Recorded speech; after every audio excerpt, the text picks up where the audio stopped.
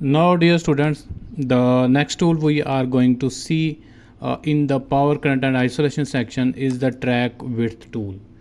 Actually, when we make any circuit, we have the idea that on which track how much current will flow, but for the current to flow there should be a certain length and width of the track for the current to flow easily.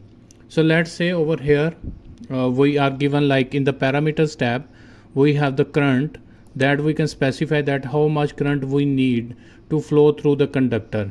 Let's say if I want to flow, let's say 5 ampere, you can see over here on the right side that the width and height of the tracks have changed.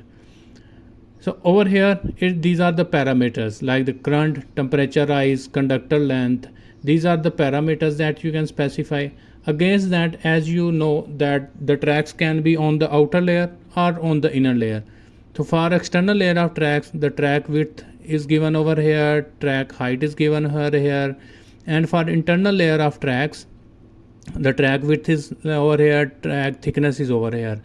Against these values, the width and height, the KiCad calculator tool has calculated the cross-sectional area, resistance, voltage drop and power loss for external layer of tracks. Similarly, it has calculated for internal layer of tracks.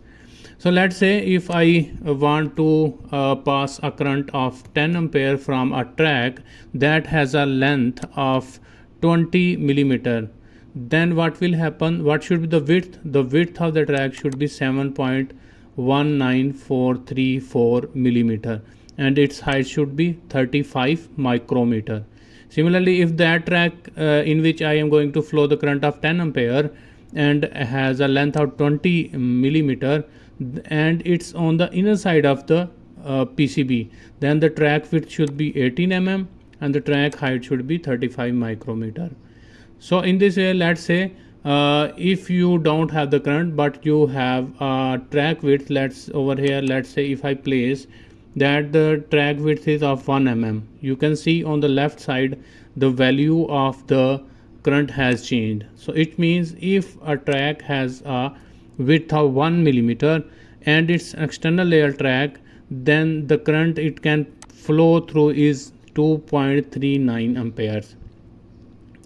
So for a track, for an external layer track, if width is 1 millimeter and it flows a current of 2.39 amperes, then the width of track with 2.60144 millimeter is for the internal layer tracks.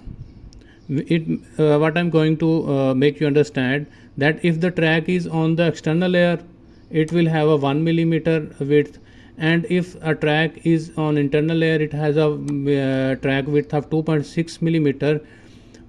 There is a difference in the width, but the placement is different. But these width, the 1 mm, 2.60 mm placed on different places of the track will be able to flow the current of 2.39 amperes.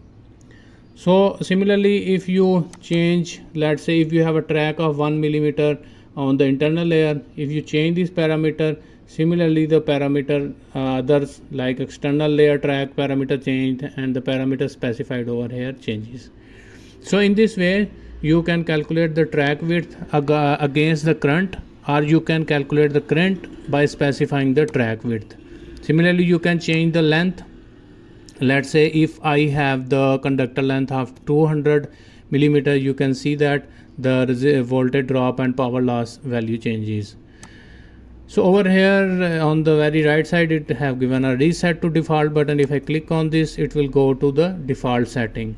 You can also read these details given over here, in which the formula for calculating the current is given over here. So in this way you can use the track width tool of the KiCad. So hopefully you have understood how to use this tool while designing your PCB.